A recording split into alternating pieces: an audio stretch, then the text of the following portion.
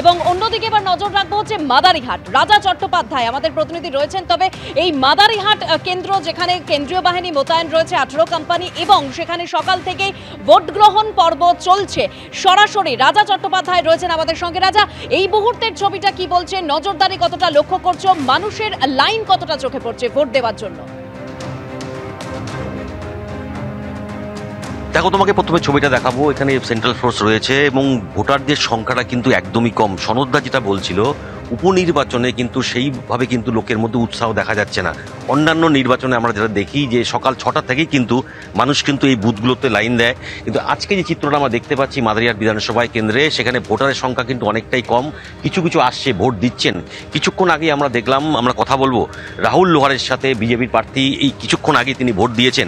রাহুলবাবু, এইবার ইস্যু কি থাকছে? এখানে বন্ধ চা বাগান রয়েছে, ডলোমাইটের সমস্যা রয়েছে। আপনি কি ইস্যু নিয়ে এবার ভোটের মানুষের কাছে যাচ্ছেন? দেখুন, আমরা তো এতদিন ধরে আমরা প্রচার করেছি। মাদারিহাটে বিভিন্ন রকমের সমস্যা আছে। চা বাগান আছে, এখানে শহরি এলাকা আছে, গ্রাম এলাকা আছে, সব জায়গার আলাদা আলাদা প্রবলেম আছে। যদি আপনাদেরকে বলতে চাই, 2011 থেকে যখন থেকে টিএমসি সরকার এসেছে, কিন্তু চা বাগানের অবস্থা কিন্তু দিন দিন খারাপ হয়ে গেছে।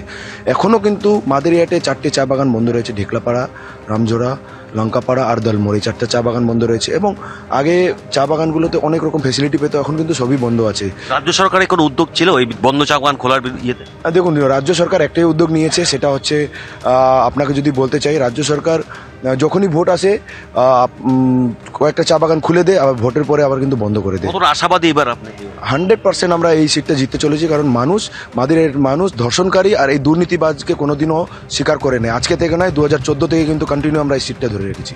তুমি শুনলে রাহুল লোহার যেটা বলছেন যে বিভিন্ন রকম সমস্যা এখানে রয়েছে। বন্ধ চা বাগান, 4টে চা বাগান কিন্তু এই মাদারিহাট বিধানসভায় কিন্তু বন্ধ রয়েছে।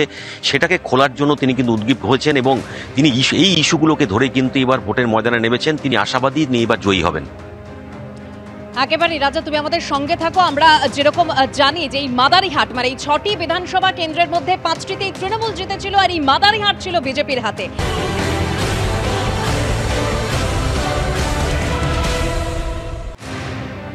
আজ রাজ্যের 6 বিধানসভা কেন্দ্রে উপনির্বাচন। সকাল 7টা থেকে ইতিমধ্যেই ভোট গ্রহণ পর্ব শুরু হয়ে গেছে।